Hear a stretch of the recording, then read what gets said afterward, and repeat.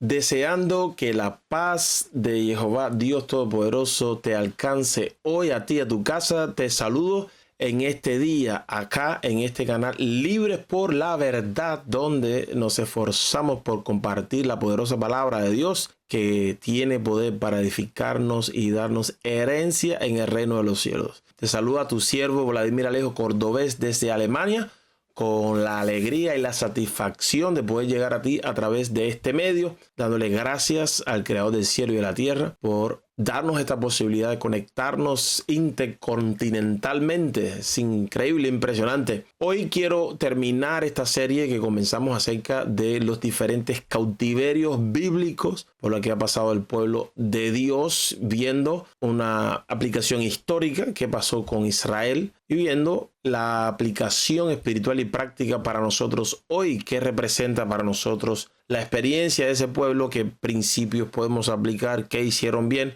qué no hicieron bien, qué promesa ha dado Dios para todos los tiempos, qué tiene que ver esta escritura con nosotros, siguiendo la instrucción del apóstol Pablo cuando escribió que lo que está escrito para nuestra enseñanza se escribió para edificarnos, para modificar nuestra conducta. Hemos estudiado el cautiverio egipcio, comenzamos por ahí. Vimos que todavía Israel no era pueblo de Dios, era simplemente los descendientes de Abraham, de Isaac y de Jacob. Pero vimos el cautiverio asirio, que las tribus del norte de Israel sufrieron este cautiverio, fueron llevados. Vimos las características del cautiverio asirio. Después vimos el cautiverio babilonio, como los babilonios entraron a Israel, capturaron en este caso al pueblo de las tribus del sur, la tribu de Judá. Y en todos estos vimos la aplicación para nosotros hoy. Y espero que si no lo has visto, aquí en el canal tienes la posibilidad de verlos todos. Lo he puesto en una playlist donde están todos juntos. Acá en los comentarios te voy a dejar también la información. Hoy vamos a ver el último cautiverio en el sentido del registro bíblico. El último cautiverio, el cautiverio romano. Es interesante ver cómo al terminar de leer los escritos del Antiguo Pacto, lo que conocemos como Antiguo Testamento, y a comenzar los escritos del Nuevo Pacto, lo que conocemos como el Nuevo Testamento, de repente los romanos están teniendo el mando sobre la tierra de Israel. ¿Qué sucedió? Que de repente los romanos estaban ahí. Bueno, para informarnos de esto tenemos que revisar un poco en la historia. El general Pompeyo triunfó sobre Jerusalén aproximadamente el año 63 a.C. Incorporó a esa parte de Israel a la provincia romana de Siria. Y luego de varias rivalidades entre los líderes, pues en el año 31 a.C., Octaviano emergió como gobernante, a quien se le dio el título de Augusto. Por ejemplo, en Lucas capítulo 2, versículo 1, bajo su reinado, pues nació nuestro Señor Jesucristo. ¿Qué sucedió? Que los romanos de repente tenían el control sobre Jerusalén. Vamos a estar leyendo en el libro de los Macabeos, una escritura judía intertestamentaria. Recuerda que en este tiempo ya el pueblo judío, ese remanente que representaba a toda la nación de Israel, del cautiverio de Asiria, las 10 tribus del norte, pues todavía andan dispersas y poco a poco Dios milagrosamente, conforme a su promesa, los está haciendo regresar hasta el final, cuando el Mesías sea levantado como estandarte y todos correrán a él. Los pueblos se adherirán a los judíos diciéndole: he oído que Dios está con ustedes. Todo eso lo vimos en los estudios anteriores. Vamos a revisar en el libro histórico de los Macabeos. Si usted tiene, por ejemplo, la Biblia de la versión Dios habla hoy, ese libro está ahí y esa es la que vamos a estar utilizando. Vamos a estudiar.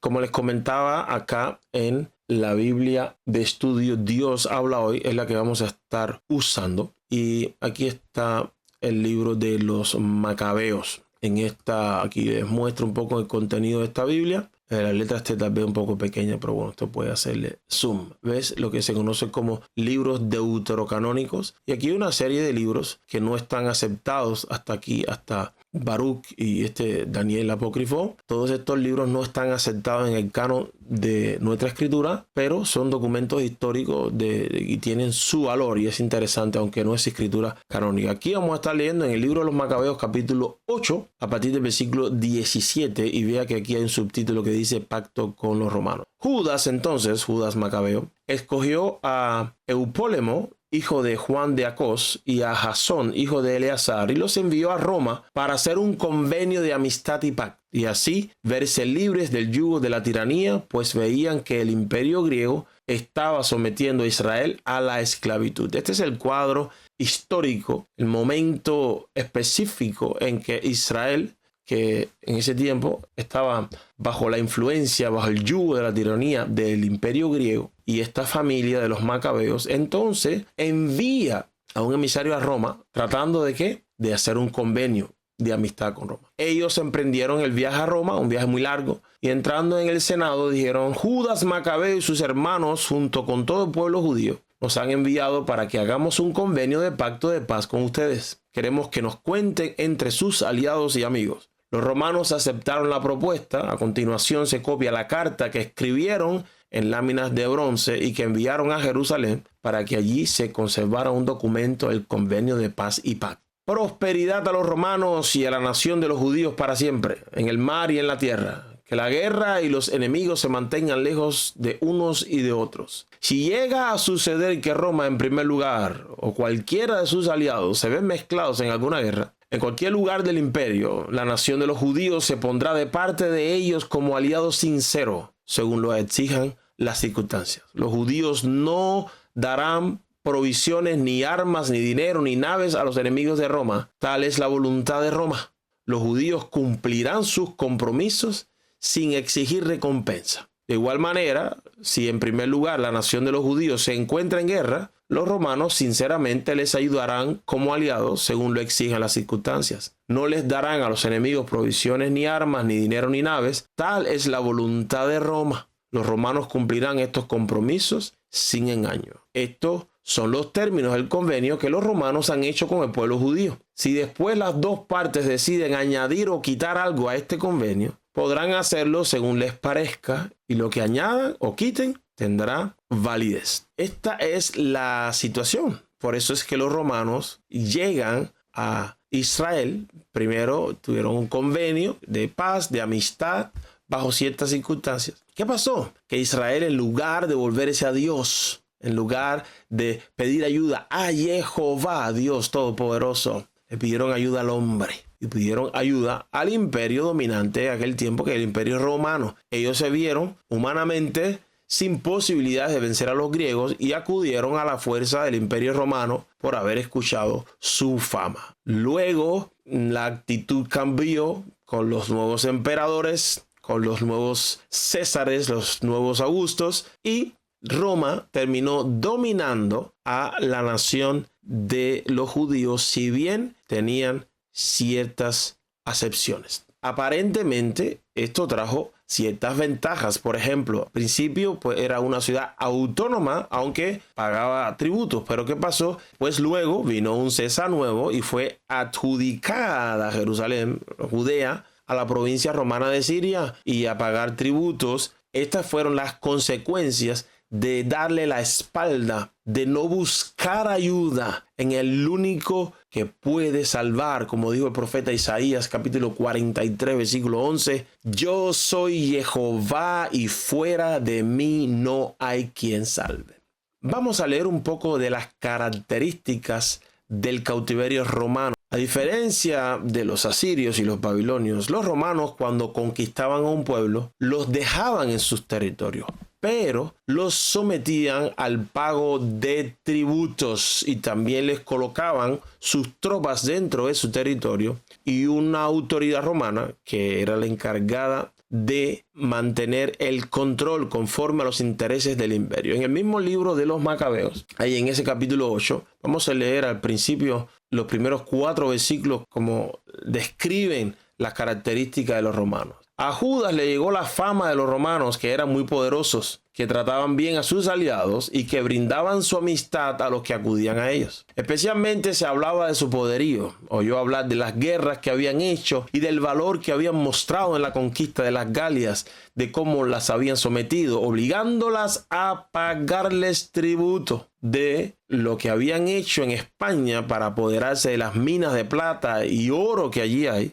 de cómo se habían apoderado de toda aquella región gracias a su estrategia y a su resistencia, a pesar de la distancia tan grande entre ella y su país, de cómo habían derrotado y aplastado a todos los reyes de los últimos rincones de la tierra que los habían atacado, mientras que los otros tenían que pagarles tributos anualmente. Los romanos en primera instancia trataban bien a los que se hacían sus aliados bajo sus condiciones, como leímos aquí, tal es la voluntad de Roma. Pero una vez que ese tratado se rompía o que venía un César nuevo, un emperador nuevo, cambiaba la tonalidad, cambiaba su voluntad y consecuentemente cambiaba la actitud de Roma frente a estos países. Ciertas libertades todavía tenía el pueblo judío. Por ejemplo, en Hechos capítulo 18, leemos en el registro de Lucas lo que se dice. Galión dijo a los judíos, versículo 14, si se tratara de algún agravio o de un crimen enorme, oh judíos, conforme al derecho yo os toleraría. Pero ya que se trata de cuestiones de palabras, de nombres y de vuestra ley, vedlo vosotros mismos. Yo no quiero ser juez de estas cosas. Y los expulsó del tribunal.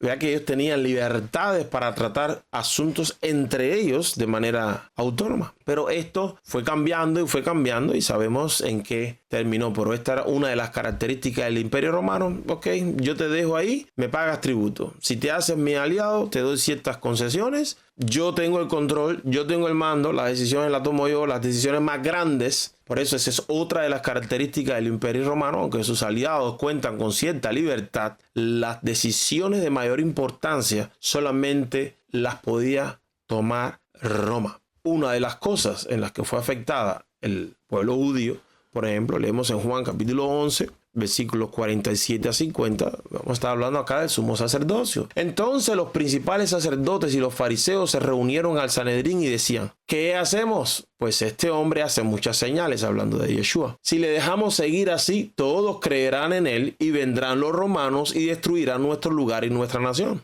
Entonces uno de ellos, Caifás, que era sumo sacerdote en aquel año, les dijo, vosotros no sabéis nada, ni consideráis que os conviene que un solo hombre muera por el pueblo y no que perezca toda la nación. Así que vea que aunque tenían ciertas libertades, ellos no tenían el control y temían a la reacción de Roma. En el asunto del sumo sacerdocio, los romanos pues impusieron quién era el sumo sacerdote, a quién reconocían ellos y autorizaban ellos a ejercer el sumo sacerdocio. Y tenemos la historia de Anás y Caifás, lo puedes encontrar ahí en los escritos del Nuevo Testamento. Algo que conforme a la voluntad de Dios era hereditario de Aarón y sus hijos y era algo hereditario. Pues los romanos dijeron, no es hereditario, sino va a ser como a mí me conviene. Y los judíos tuvieron que aceptarlo. Internamente tenían un orden, pero delante de Roma tenían que llevar otro orden. Otra característica fue la brutalidad del Imperio Romano en comparación con los imperios anteriores. Conocemos de la historia que si alguien que en un tiempo fue aliado de Roma decidía desligarse de Roma o romper el convenio, pues eran tratados con una brutalidad impresionante. Y ese fue el caso.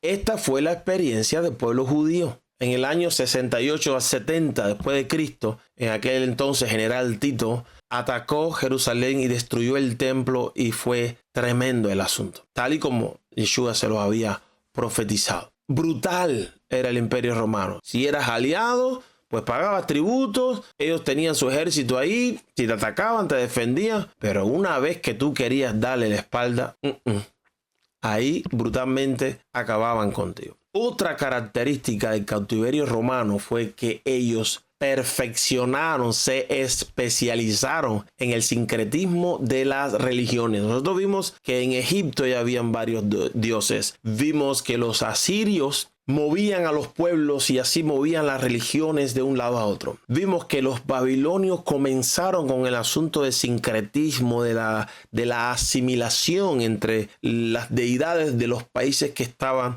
bajo su dominio. Roma se especializó, perfeccionó el tema del sincretismo. No solamente que aceptaron los dioses de otras naciones, sino que los sincronizaron de forma tal que el culto a todas esas deidades era admitido y aceptado y promovido dentro del Imperio Romano. Tal es el caso que lo reflejaron en su calendario. Les voy a presentar ahora una tabla de la equivalencia entre los dioses romanos y los dioses griegos. Roma, cuando venció, tomó de Grecia el lenguaje, por eso el idioma griego todavía se hablaba en el Imperio Romano, aunque el latín era su lengua originaria. La medicina, la literatura, todas esas cosas las asumieron, y las religiones. Ya los griegos habían hecho su sincretismo con las religiones antiguas y ahora los romanos cogen y equiparan todas estas cosas. Aquí vean el nombre helénico, es decir, el griego de la deidad. La atribución es la misma tanto para uno como para el otro, y aquí está el nombre de los dioses romanos. El dios Cronos, que es donde viene la palabra cronómetro, por ejemplo, que es el dios del tiempo en la mitología griega. Para los romanos es Saturno. Gea, la diosa de la tierra, para los romanos Telus. Zeus, que es dios de los griegos, que en el idioma griego la palabra Zeus es traducida como Dios, pero Zeus era el nombre propio del dios para los griegos, el dios del universo. En los romanos es Júpiter. Hera era la diosa del matrimonio y para los romanos era Juno. Atenea, que era la diosa de la sabiduría, para los romanos fue Minerva. Artemisa, diosa de la casa. Diana, por ejemplo, en Éfeso tenemos la experiencia de la Diana de los Efesos, el apóstol Pablo. Apolo, dios de las artes, la belleza y la luz. Febo para los romanos. Hermes, mensajero y dios del comercio, es el Mercurio para los romanos. Ares, dios de la guerra. Marte. Hefesto, dios de fuego. Vulcano. Afrodita, diosa de la belleza. Venus. Eros, dios del amor. Cupido para los romanos. Poseidón, dios del mar. Neptuno, etcétera, etcétera, etcétera, etcétera. Ve acá los nombres de los planetas, los nombres de los meses, los nombres de los días, todo influenciado por este sincretismo. Empezaron a hacer festividades, por ejemplo, las Saturnalias, etcétera, etcétera. Roma perfeccionó este tema de sincretismo entre las religiones. En el caso de los judíos, como eran aliados, Roma le entregó libertad religiosa. Aunque vemos ya en el libro de los Hechos que ellos profanaron el templo poniendo una torre donde estaban soldados romanos dentro de las inmediaciones del templo. Los judíos no pudieron hacer nada en contra. Otra cosa del Imperio Romano que compartía en común con todos los cautiverios por los que ha pasado el pueblo de Dios es que sus gobernantes eran considerados como semidioses o dioses, hijos de los dioses, así como el faraón era el hijo de Ra, así como el rey asirio que vemos era considerado como una deidad, así como Nabucodonosor se creía que era Dios, así el emperador romano era adorado como Dios y había que entregarle sacrificios. Hay algo especial de Roma y es que cuando todavía el Imperio Romano estaba en su apogeo, el movimiento mesiánico, lo que se conoce como el cristianismo, empezó a crecer y sufrió el efecto del Imperio Romano. Ya vimos que en el libro de los Hechos se habla del pequeño favor que tenía antes los romanos, los judíos, y el cristianismo, como fue reconocido en sus inicios como una secta o un grupo dentro del judaísmo, pues contó también con el mismo favor. Bajo el emperador Nerón comenzaron las fuertes persecuciones. Nerón, del año 54 al 68 después de Cristo, comenzaron ya grandes persecuciones cuando el evangelio de Jesucristo estaba corriendo por todo el imperio. Trataron de eliminarlo, pero la firmeza de los creyentes y el poder del evangelio seguía avanzando hasta que el evangelio llegó hasta la casa imperial. Constantino, que después supuestamente, digo yo supuestamente porque no se tiene seguridad, él aceptó el cristianismo, que tuvo una visión, un sueño, una batalla. Y él fue en quien primero, en el año 313 después de Cristo, promulgó un edicto conocido como el Edicto de Milán para que los cristianos dejasen de ser perseguidos y el cristianismo fuera aceptado como una religión más posible de practicar dentro del Imperio Romano. Es decir, al cristianismo se le dieron los mismos derechos que se le daban a las otras religiones dentro del Imperio Romano. No fue más hasta posteriormente en el reinado de Teodosio, en el siglo IV, el año 346 hasta el 395 aproximadamente reinó, que el cristianismo fue entonces, fíjense, siglo IV, establecido como la religión oficial del imperio. Y en este momento de la historia, siglo IV, ya el imperio romano, como no pudo detener el avance del evangelio, pues tomó otra estrategia. Dijo, bueno, si no lo puedo detener frontalmente, pues lo voy a usar, lo voy a adoptar como mi religión oficial, de modo que todo su politeísmo lo incluyeron dentro de su religión oficial, y ahora el cristianismo viene a ser la principal de todas ellas. El resultado de esta estrategia fue que cada vez más la fe cristiana empezó a sufrir la influencia del imperio romano, del cautiverio romano, y así la religión fue el método que el imperio usó para solidificar los asuntos del Estado. Ya después llegamos a esta unión entre el Estado y la religión que conocemos, que empezó entonces a marcar negativamente la historia del cristianismo. Hay libros de la historia que usted puede leer. La cuestión aquí ahora es cómo salir del cautiverio romano, cómo salir de la influencia de Roma con todas estas características que hemos visto. Y vamos a ir al pasaje que le da identidad a este canal. Vamos a ir a Juan capítulo 8 a partir del versículo 31. Por tanto, Jesús decía a los judíos que habían creído en él: si vosotros permanecéis en mi palabra, seréis verdaderamente mis discípulos y conoceréis la verdad, y la verdad os hará libres. Le respondieron: somos descendientes de Abraham y jamás hemos sido esclavos de nadie. ¿Cómo dices tú, llegaréis a ser libres? Fíjense que los judíos estaban bajo el dominio de Roma y dicen que nunca habían sido esclavos de nadie por la situación del convenio que había entre Roma y las ciertas libertades que le habían dejado al pueblo judío, pero en asuntos grandes la que decidiera Roma. Y dice que nunca habían sido esclavos de nadie. Jesús le respondió de manera mucho más profunda que esta: de cierto os digo que todo aquel que practica el pecado, esclavo es del pecado. El esclavo no permanece en la casa para siempre. El hijo sí queda para siempre. Así que si el Hijo os hace libres, seréis verdaderamente libres. Sé que sois descendientes de Abraham, no obstante, procuráis matarme, porque mi palabra no tiene cabida en vosotros. Yo hablo de lo que he visto estando con el Padre, y vosotros hacéis lo que habéis oído de parte de vuestro Padre.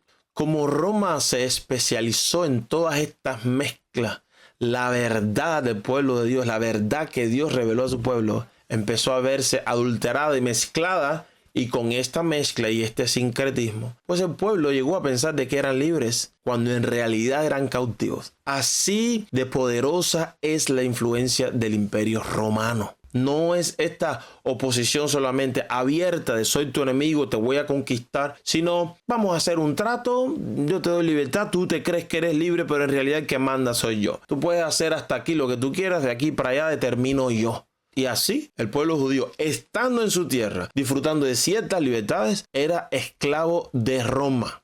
Amados, si traemos esto para nuestros días, que es lo que siempre hacemos, el cautiverio de Roma, la naturaleza del cautiverio romano, está dentro de las comunidades del pueblo de Dios hoy en ciertos lugares. Y no estoy hablando de un grupo específico que se identifica con el nombre de Roma. Estoy hablando del sincretismo, estoy hablando de la mezcla de la verdad, estoy hablando de la mezcla de la palabra de Dios con la palabra de los hombres, de la instrucción de Dios con las instrucciones de los hombres. De eso estoy hablando. Estos son rasgos del cautiverio romano. Les hablaba de la historia del cristianismo. Al principio lo defendieron muchos héroes de la fe realmente. Mártires que pagaron con su vida por mantenerse fieles al Señor y al Evangelio. Al pasar de los años fueron haciendo concesiones, hasta que fue el Estado el que tomó la autoridad sobre la iglesia, que se unificó bajo la sombría del Estado. Muchos no aceptaron esto. Fueron perseguidos, fueron deportados, fueron asesinados bajo el nombre de la iglesia. ¿Cómo salir del cautiverio de Roma? En primer lugar, ese es el Mesías, el que nos trajo la verdad de Dios, la interpretación correcta de la voluntad de Jehová nuestro Padre. Y le dijo a este grupo de judíos que mire, qué descripción interesante. Jesús habla a unos judíos que habían creído en él. Hoy le diríamos creyentes. Sin embargo, a estos judíos él le dijo, si permanecéis en mi palabra. Vamos a analizar la palabra que está detrás del verbo castellano permanecéis. O sea, vamos a usar estos recursos que tenemos acá. Ya que la palabra menos significa quedarse en un lugar o en un estado, en una relación o en una expectación, hacer escala, permanecer, morar, durar, perseverar, persistir, quedar, retener. Es como aferrarse. ¿A qué? A mi palabra. La única manera que nosotros tenemos para salir de la influencia del cautiverio romano es aferrándonos a la palabra de Dios, la palabra que el Mesías nos reveló con toda claridad. La palabra de Dios tiene que ser nuestra norma de conducta y solamente así llegaremos a ser verdaderamente discípulos de Jesucristo. Mire, nosotros tenemos influencia de Roma. En los días de la semana tenemos influencia de Roma en las festividades que son las principales de la iglesia en el día de hoy. Tenemos influencia de Roma en el calendario. Tenemos influencia de Roma en tantos lugares que, aunque criticamos a los judíos, estamos igual que ellos, pensando que somos libres, pero en realidad estamos bajo la influencia, la autoridad, lo que Roma determinó sobre la iglesia. La única manera para salir del cautiverio de Roma es creyendo en el Mesías y permaneciendo en sus palabras. Solamente así seremos sus discípulos. ¿Qué pasa? ¿Qué pasa? Que esta libertad tiene un precio. Esta libertad tiene un precio y es el mismo precio que pagaban todos aquellos que se querían desligar del Imperio Romano. El precio de si no participas conmigo, pues te vuelves mi enemigo y te voy a oprimir y perseguir brutalmente. El precio de no hacer lo que hace todo el mundo, de que te discriminen, de que empiecen a levantar calumnias por tú decidir no seguir bajo lo que el hombre determinó y aferrarte a lo que determinó el Todopoderoso. Aquello que el Mesías reveló claramente. Vamos a tener persecución, vamos a ser blasfemados, difamados, pero hay que tomar una decisión. ¿Quieres ser verdaderamente libre de cautiverio romano o no? Y esto no es algo solamente para aquel tiempo, ni para este. Es algo que tiene que ver con los tiempos del fin. Vamos a leer el libro del Apocalipsis, capítulo 12, para ver el cuadro que nos espera a nosotros en los últimos días. Y nos tocará tomar una decisión definitiva. O vamos a ser libres, aferrándonos a la voluntad de Dios, pagando el precio que hay que pagar. O vamos a seguir simplemente nadando con la corriente y terminaremos, sin darnos cuenta, bajo la influencia del cautiverio romano. En la visión que tuvo acá Juan del dragón y la mujer que da luz al que gobernará naciones con puño de hierro, Mesías, la mujer es Israel, y Roma se quiso apoderar incluso de esta interpretación así de brutal es este cautiverio. Pero acá dice que a partir del versículo 7, estalló entonces una guerra en el cielo. Miguel y sus ángeles pelearon contra el dragón y sus ángeles pelearon, pero no prevalecieron, y fue hallado más lugar de ellos en el cielo, y fue arrojado el dragón, la serpiente antigua, que se llama Diablo y Satanás, el cual engaña a todo el mundo. Fue arrojado a la tierra y sus ángeles fueron arrojados juntamente con él. Oí una gran voz en el cielo que decía: ahora ha llegado la salvación y el poder y el reino de nuestro Dios y la autoridad de su Cristo. Porque ha sido arrojado el acusador de nuestros hermanos, el que los acusaba día y noche delante de nuestro Dios. Y ellos lo han vencido. ¿Cómo han vencido al dragón? Por causa de la sangre del Cordero y de la palabra del testimonio de ellos. Porque no amaron sus vidas hasta la muerte. Por esto, alegraos, oh cielos, y los que habitáis en ellos, ay de la tierra y del mar. Porque el diablo ha descendido a vosotros y tiene grande ira, sabiendo que le queda poco tiempo. ¿Y qué es lo que va a hacer el diablo? Esto es en el futuro. Acá tenemos un estudio acerca del arrebatamiento y demostramos, conforme a lo que interpretamos de la escritura, de que este evento no ha ocurrido todavía. Y cuando el dragón vio que había sido arrojado a la tierra, persiguió a la mujer que había dado a luz al hijo varón. Pero le fueron dadas a la mujer 2 alas de gran águila para volar de la presencia de la serpiente al desierto, a su lugar donde recibe alimento por un tiempo, tiempos y la mitad de un tiempo. Tras la mujer, la serpiente echó de su boca agua como un río, para que ella fuese arrastrada por el torrente, pero la tierra ayudó a la mujer, y la tierra abrió su boca, y tragó por completo el río que el dragón había echado de su boca. Entonces el dragón se enfureció contra la mujer y se fue a hacer guerra. Escuche, ¿cuál es la guerra de los últimos días? Hacer guerra contra los demás descendientes de ella. ¿Y cuál es la característica de sus descendientes? Guardan los mandamientos de Dios y tienen el testimonio de Jesucristo. Por guardar la palabra y tener el testimonio de Jesucristo, se sufrirá persecución en los últimos tiempos. Ya está sufriendo persecución el pueblo de Dios hace siglos. Pero lo que viene, lo que se conoce como la gran tribulación, es todavía más brutal. Es otra manifestación que, conforme a la profecía de Daniel, va a ser una mezcla de las características de todos los imperios que cautivaron al pueblo de Dios. La bestia es brutal. Pero ve esas dos cosas, los mandamientos y el testimonio de Jesucristo. Es lo mismo que acabamos de leer acá en Juan 8. Jesús dice a los que habían creído en él: si ustedes guardan mi palabra, seréis verdaderamente mis discípulos. Amados, nos toca a nosotros. ¿Queremos ser libres o no? Cristo nos ha liberado. Le escribió Pablo a los Gálatas: estad pues firmes en la libertad con que Cristo nos hizo libres, y no os pongáis otra vez bajo el yugo de la esclavitud. Amados, recuerda que la influencia de todas las características de estos cautiverios que hemos visto, de Egipto, de Asiria, de Babilonia y de Roma, la influencia, la manera de pensar, el espíritu que dominaba y daba característica e identidad a estos cautiverios, todos ellos están funcionando en los últimos tiempos. Conoceremos la verdad y si nos aferramos a la verdad, seremos verdaderamente libres. Pero una vez aceptado a Cristo y su palabra, tenemos que pensar en este consejo: permanecéis firmes, aferraos a la libertad y no permita que te lleven nuevamente al yugo de la esclavitud. Hay que tomar una decisión si queremos ser verdaderamente libres. Y es decir, lo que está escrito.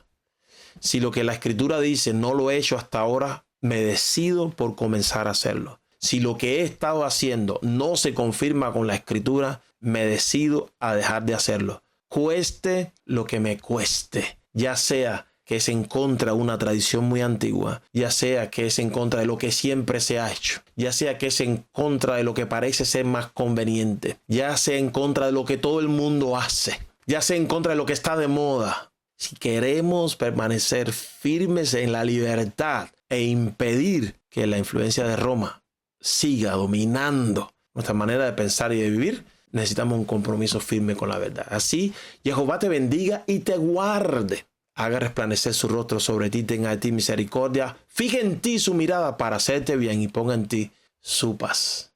Hasta el próximo estudio. Shalom.